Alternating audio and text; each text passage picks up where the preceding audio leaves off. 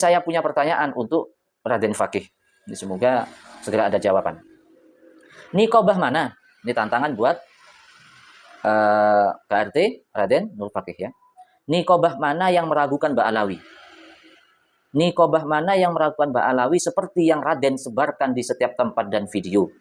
Jika Raden Fakih punya alamatnya, saya ingin berkorespondensi. Tentu, saya yang punya situs resmi, bukan hosting gratisan macam blogspot.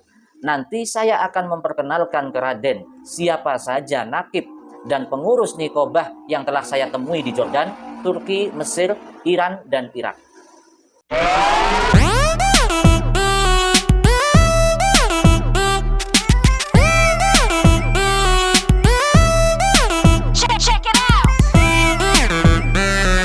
Assalamualaikum warahmatullahi wabarakatuh. Bismillah, alhamdulillah, wassalatu wassalamu ala rasulillah Sayyidina wa maulana Muhammad ibni Abdullah wa ala alihi wa sahbihi wa mawalah. Amma ba'd, ja'alana Allah wa iyyakum min ahli sa'adah wa adil manfa'ah fid dini wad dunya wal akhirah. Saudara-saudara kaum muslimin muslimat sebangsa dan setanah air, sahabat-sahabat netizen sekalian, yang semoga senantiasa dalam rahmat Allah Subhanahu wa taala, dipanjangkan umurnya, sehat walafiat, dimudahkan segala urusannya, dimudahkan rezekinya, diberi rezeki yang halal, banyak dan barokah, keluarganya sakinah, mawaddah warahmah, anak-anaknya jadikan anak yang soleh dan solehah.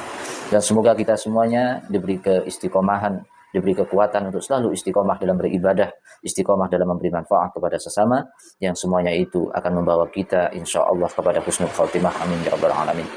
Sahabat-sahabat sekalian, hari ini, pada kesempatan kali ini, Al-Fakir ingin memberi atau berbagi informasi sebuah pernyataan dari Gus Rumail Abbas selaku pihak ketiga dari permasalahan nasab, yaitu sebagai peneliti atau yang bukan termasuk yang tergugat, tapi beliaunya yang meneliti keabsahan atau bukti-bukti nasab para habaib. Bahkan beliau sampai ke beberapa negara untuk mencari bukti ke nikobah tentang nasab, keaslian nasab Ba'alawi yang tersambung pada Rasulullah SAW. Jadi beliau sangat concern dengan apa yang diminta oleh pihak penggugat yang membatalkan Ba'alawi, yaitu Kiai Haji Maduddin, yang mengatakan butuh kitab sezaman, dan juga yang digabung dengan pendatang baru yang menekankan harus tes DNA seperti Dr. Sugeng, KRT Nur Fakih, dan lain sebagainya. Itu Gus Rumail dengan semangatnya, dengan niat meneliti, walaupun tidak berpihak kemana-mana, kemungkinan kadang terlihat berpihak kepada Ba'alawi, kadang kayak berpihak pada Ki Imad, tapi secara pandangan sepak terjangnya, beliau ini memang layak dikatakan sebagai peneliti. Atau nanti kalau hasilnya baik, itu apapun hasilnya, yang betul-betul yang dikatakan tesis adalah milik Gus Rumail, bukan malah miliknya Kiai Maduddin yang hanya membaca, lihat di Google, di kitab-kitab, dicomot-comot lalu dikatakan tesis. Kenapa? Karena tidak ada penelitian secara langsung ke tempat yang ada bukti-bukti sejarah di dalamnya. Di sini Gus Rumail mengamati sebuah hal yang penting. Selain kitab sezaman, selain tes DNA, itu hanya bias-bias belaka, hanya isu-isu yang pemikiran-pemikiran pendek yang hanya membuat narasi-narasi yang seakan-akan membenarkan apa yang mereka sampaikan. Contohnya seperti Ba'alawi bukan keturunan Nabi karena tidak mencerminkan akhlak seorang Nabi, yang diambilkan contoh habaib-habaib yang sikapnya, akhlaknya salah. Padahal akhlak yang salah, akhlak yang buruk, perilaku yang buruk itu tidak bisa membatalkan sebuah nasab. Dan juga ada fitnah-fitnah, pemalsuan makam dan lain sebagainya, itu juga tidak bisa dijadikan dasar palsunya nasab. Itu hanya dikatakan oleh Gus Rumail hanya seperti wasting time. Itu hanya menghilangkan atau menghambur-hamburkan waktu, gak ada gunanya.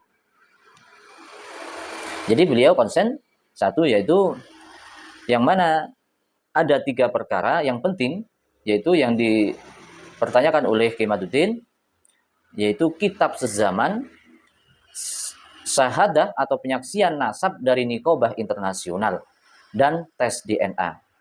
Itu yang memang harus dijawab oleh Gus Rumel, walaupun oleh Mbak Alawi sendiri itu tidak perlu dijawab karena itu bukan metode nasabah, bukan metode dalam ilmu pernasaban.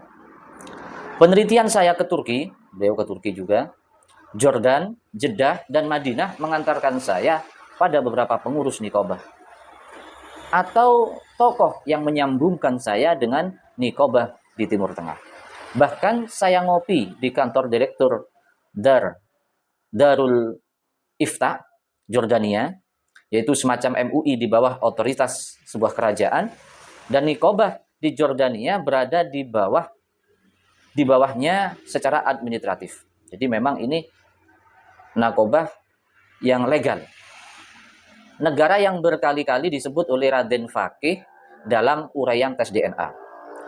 Menempuh wawancara terbuka dengan pakar dan informan utama. Sebuah metodologi kuantitatif memang harus dilakukan ini. Seharusnya ini dilakukan oleh Kiai Imad seharusnya. Saya menanyakan otentisasi Ba'alawi sebagai keturunan Rasul. Niqobah Hijaz melalui Ibrahim bin Mansur tidak meragukan kabilah Ba'alawi. Bahkan ia mengatakan Ba'alawi terlalu sulit untuk diibtol, terlalu sulit untuk dibatalkan nasabnya karena kemasyhurannya di tanah Hijaz, Yaman, dan Oman. Itu sebuah tasamu yang susah untuk dirontokkan, seperti kepopuleran Kaisang yang mau dibatalkan sebagai anak Jokowi. Tidak mungkin, karena sudah terkenal bahwa Kaisang itu di mana-mana di Indonesia sangat terkenal sebagai anak Jokowi. Begitu juga Ba'alawi yang sangat sudah terkenal sebagai keturunan Nabi tidak mungkin ditolak atau dibatalkan. Niqobah Jordania, Turki, Mesir, Iran, dan Irak pun tidak meragukan Ba'alawi sebagai ashraf, sebagai keturunan Nabi Muhammad SAW. Negara yang terakhir disebut, yaitu negara Irak, jauh lebih keren karena Diwan As-Sa'adah Al-Uraidi masih berdiri di Najaf sampai sekarang. Niqobah ini mencatat kabilah-kabilah yang menjadi keturunan Imam Ali Uraidi, yaitu bin Ja'far bin Shadiq, yaitu bin Ja'far Shadiq, yaitu memiliki musyajjar atau sebuah catatan nasab dari Imam Ubaidillah bin Ahmad Al-Muhajir sebagai sosok historis dan menyebut Ba'alawi sebagai Abnaul Am. Jadi dalam Ja'far bin Shadiq itu ke bawahnya itu mempunyai catatan yang sangat jelas bahwa Imam Ubaidillah bin Ahmad Al-Muhajir ditulis sebagai Ba'alawi Abnaul Am, yaitu sebagai putra-putri paman kami. Ini dari pihak samping, yaitu pengakuan dari pihak keturunan dari Ja'far bin Shadiq. Kalau saya mengatakan bahwa salah satu dari ulama kami di Indonesia ada yang meragukan keabsahan atau kesadahan Ba'alawi, respon mereka hampir seragam. Kok aneh? Dan mereka kaget. Sama anehnya kalau ada kabar bahwa Mbah Hasyim Asy'ari itu mengharamkan maulid. Maka semua akan kaget. Padahal Mbah Hasyim Asy'ari itu sangat menganjurkan maulid. Muhammadiyah menghalalkan rokok. Kita juga kaget karena Muhammadiyah mengharamkan rokok. Dan Borobudur dibuat Nabi Sulaiman. Aneh karena Borobudur ada sejarahnya.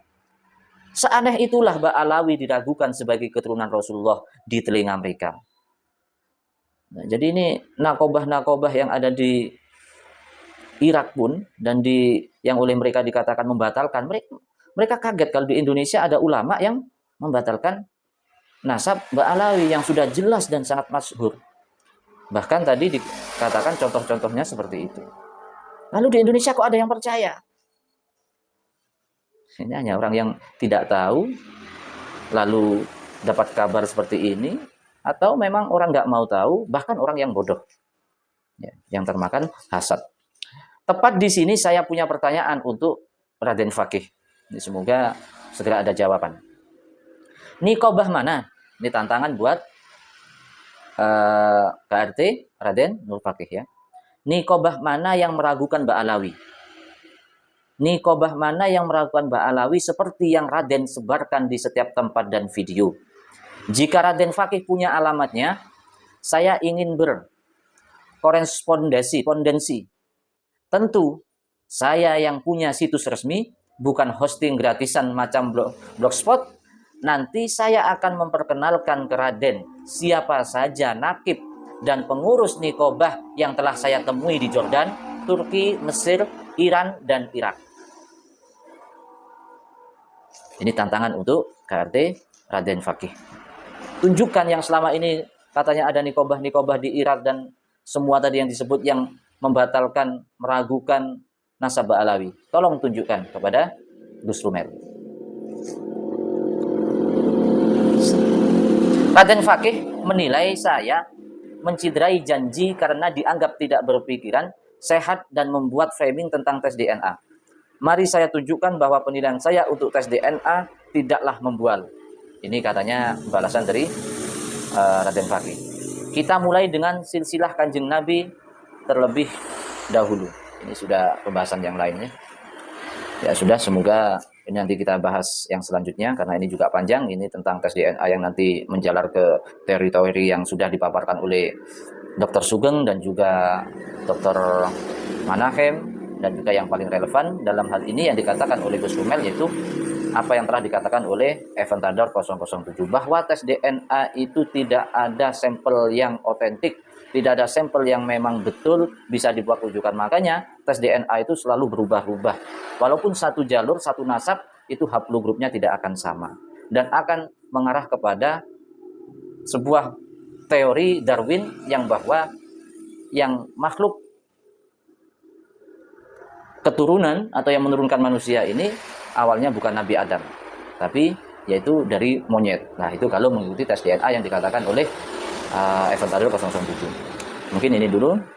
Semoga kalau ada baiknya, semoga bermanfaat. Ada kurang lebihnya saya mohon maaf. Hada minni wal afwa minkum. Wassalamualaikum warahmatullahi wabarakatuh.